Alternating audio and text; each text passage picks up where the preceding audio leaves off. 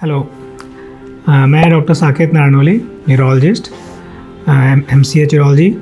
I am consultant neurologist, andrologist, uro oncologist and laparoscopic and robotic surgeon at urology hospital Dhanbad.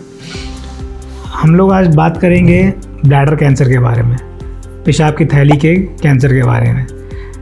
हालांकि cancer के नाम से लोगों के मन में बहुत डर जाग जाता है, थोड़ा डरना भी चाहिए क्योंकि ये बीमारी ऐसी है, लेकिन सही समय पे इसका इलाज, सही समय पे इसकी डायग्नोसिस अगर हो जाए तो हम इससे जीत ज़रूर पा सकते हैं।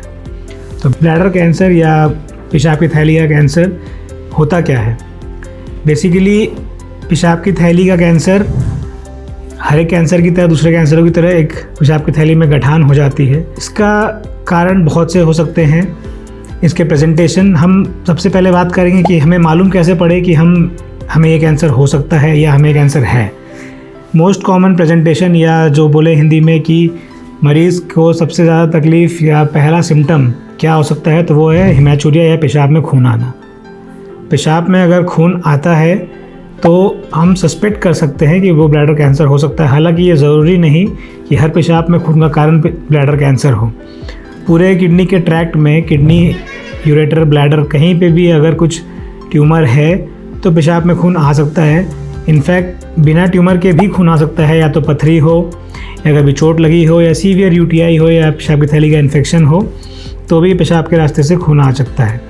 अब पेशाब की थैली के कैंसर के इंसिडेंस, या मतलब समाज में कितने लोगों को ये होने का रिस्क रहता है, इस पर बात की जाए तो ऐसा हमारे किताबों में या रिसर्च में ये प्रूवन है कि जो लोग भी तंबाकू का सेवन करते हैं, किसी भी प्रकार का तंबाकू, या तो वो खैनी हो, सिगरेट हो, बीड़ी हो, और हमारे यहाँ कुछ फीमेल्स गांव में गुल का प्रयोग करती है सुबह सुबह, ये सब में क्योंकि टोबैको होता है, तो ये टोबैको एक आम जनता से, टोबैको इस्तेमाल करने वाले जनता को 10 से 15-17 गुना ज़्यादा रिस्क पे रखता है कैंसर होने के। इसीलिए इतिहास में हमेशा पुरुषों की में ये बीमारी ज़्यादा होती थी, या इसे हम मेल डिजीज़ भी बोलते थे, क्योंकि मेल इस टू फीमेल का रेशियो 9:1 हुआ करता था।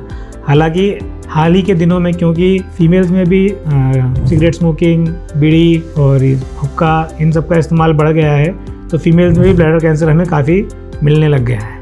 अब स्टेजेस क्या हो सकते हैं?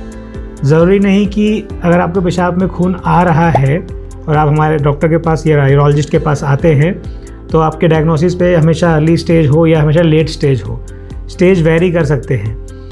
कभी कभार सीधा अर्ली स्टेज पे ही प्रेजेंटेशन होती है, जो कि पेशेंट के लिए भी अच्छी बात होती है और एक यूरोलॉजिस्ट के लिए भी अच्छी बात होती है। लेकिन कभी कभार ऐसा भी होता है कि पेशेंट नेग्लिजेंट होते हैं, या उनके कोई अपने पर्सनल कारण होते हैं कि हॉस्पिटल में नहीं आकर दिखा पाए, तो उस वजह से लेट प्रेजेंटेशन भी हो सकता है। लेट प्रेजेंटेशन बोले तो कि लेट स्टेजेस में ही मरीज आते हैं। हमने बहुत बार देखा है ऐसे पेशेंट अपने फाइनेंशियल कंडीशंस के कारण कि पैसे नहीं है तो अस्पताल जाएंगे तो पैसा लग जाएगा, इस कारण से अस्पताल नहीं आते और बहुत लेट डायग्नोसिस होती है, फिर बीमारी ठीक करने के स्टेज से बाहर निकल जाती है। तो ब्लैडर कैंसर में पर्टिकुलरली स्टेजेस से ज़्यादा इंपॉर्टेंट होता है उनके ग्रेड्स। लो ग्रेड डिजीज़ है कि हाई ग्रेड डिजीज़ है। अब अगर हाई ग्रेड है तो उसमें फिर स्टेज का इंपॉर्टेंट होता है कि वो मसल इन्वेजिव है, पेशाब की थैली के दीवार के ऊपर है, या दीवार के अंदर तक घुस गई है। और अगर लो ग्रेड डिजीज़ है तो उसमें बहुत ही अच्छी प्रोग्नोसिस है, मरीज़ पूरी तरह से ठीक भी हो सकते हैं अगर सही समय पे इलाज हो जाए।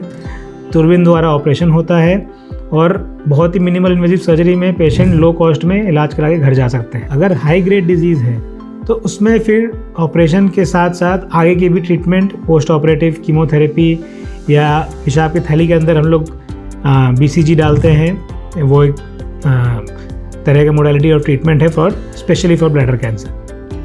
अब अगर और हायर स्टेज है, अगर पेशाब की थैली का कैंसर थोड़ा सा बाहर निकल जाए, या पेशाब की थैली की दीवार के बिल्कुल अंदर डीप तक घुस जाए, तो इन रेयर सर्कमस्टेंसेस में हमें पेशाब की थैली पूरी निकालनी भी पड़ सकती है। हालांकि पेशाब की थैली निकालने के बाद भी बहुत अच्छे सर्वाइवल हो सकते हैं अगर पेशेंट ने सारे ट्रीटमेंट प्रोटोकॉल्स फॉलो किए तो। धन्यवाद।